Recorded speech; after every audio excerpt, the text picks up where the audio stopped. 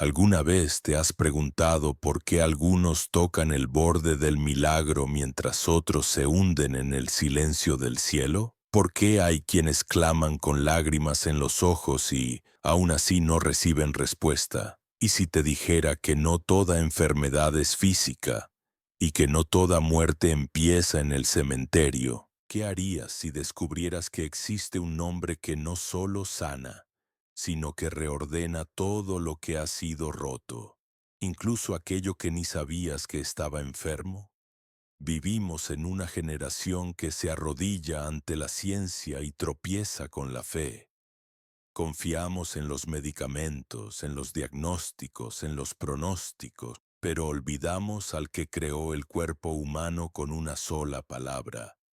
Mientras el mundo te enseña a resignarte ante lo incurable, las escrituras susurran una verdad incómoda. Hubo un hombre que tocaba leprosos con la mano, pero sanaba con la autoridad de quien domina la eternidad. No se trataba solo de carne restaurada. Era un reino invadiendo el tiempo, y nadie que se cruzaba con él quedaba igual. Pero aquí está el dilema. ¿Lo reconocerías si pasara frente a ti hoy? ¿Percibirías que detrás de una fiebre común puede estar librándose una guerra espiritual? ¿Que detrás de un luto asfixiante hay una batalla entre la fe y el miedo? Mateo capítulo 8 y capítulo 9 no son simples relatos antiguos.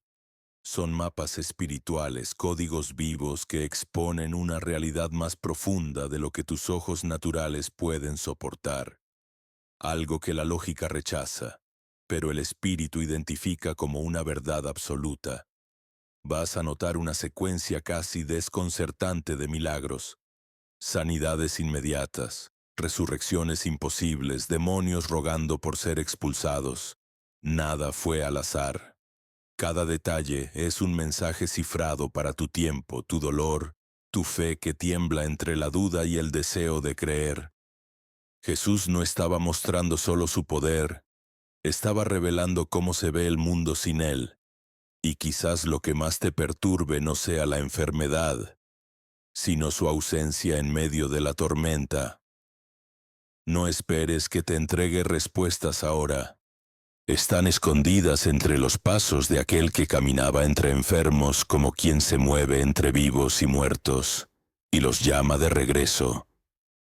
Cada segundo de este video es una llave, una grieta, una convocatoria. Pero ten cuidado. Una vez que veas lo que se oculta detrás de las palabras de Mateo, no podrás volver a vivir igual. Y tal vez ese sea el mayor milagro. A veces es el cuerpo el que grita por ayuda, pero es el alma la que se está ahogando en silencio. Y nadie lo nota. La fiebre se va, pero el vacío permanece. La herida cicatriza, pero el miedo de volver a sufrir se esconde detrás de una sonrisa. En Mateo vemos hombres y mujeres cruzando ese valle invisible, con el rostro marcado por el cansancio de haberlo intentado todo sin ser realmente vistos. Pero algo cambia cuando Jesús entra en escena, no con prisa, no con promesas vacías, sino con una mirada que atraviesa la carne y alcanza rincones del alma que ni los mismos afligidos sabían que existían. La mujer del flujo de sangre no solo fue sanada, fue llamada hija, y quizá eso es lo que más nos falta hoy. Alguien que nos vea más allá del síntoma, más allá del disfraz de fortaleza. Existe una línea delgada entre la fe y el colapso, entre seguir orando y rendirse en silencio. ¿Quién no ha sentido el peso de una oración sin respuesta? ¿Quién no ha dudado, aunque sea por un segundo, si Dios realmente escucha? Y sin embargo, allí estaba Él, caminando por las calles polvorientas de Galilea, tocando la piel impura, escuchando el clamor ahogado de los olvidados, deteniéndose entre la multitud solo por un toque tímido. El mundo nos enseña a esconder el dolor, a ser fuertes, a tragarnos las lágrimas y seguir adelante. Pero el Evangelio no exige fuerza, exige rendición. porque es en el colapso, no en el control, donde ocurre el milagro. Cuando la niña ya ha muerto, cuando todos se han ido, es entonces cuando él entra y dice: no está muerta, solo duerme. ¿Cuántas partes de tu vida has declarado muertas, sin saber que aún respiran ante los ojos de Dios? Proofread this. Y tal vez la pregunta más profunda no sea ¿puedes sanarme?, sino ¿realmente quieres ser sanado? Porque ser sanado es peligroso. La sanidad transforma. La resurrección exige dejar el duelo. Hay dolores que alimentan nuestra identidad, enfermedades que justifican nuestros muros, duelos que se han vuelto nuestro hogar. El paralítico, antes de caminar, tuvo que escuchar que sus pecados le eran perdonados. Lo que lo paralizaba no era solo físico, era invisible, era culpa, era una historia que nadie conocía. La sanidad que Jesús ofrece no es anestesia, es revelación. No toca solo lo que duele, toca lo que escondemos que duele.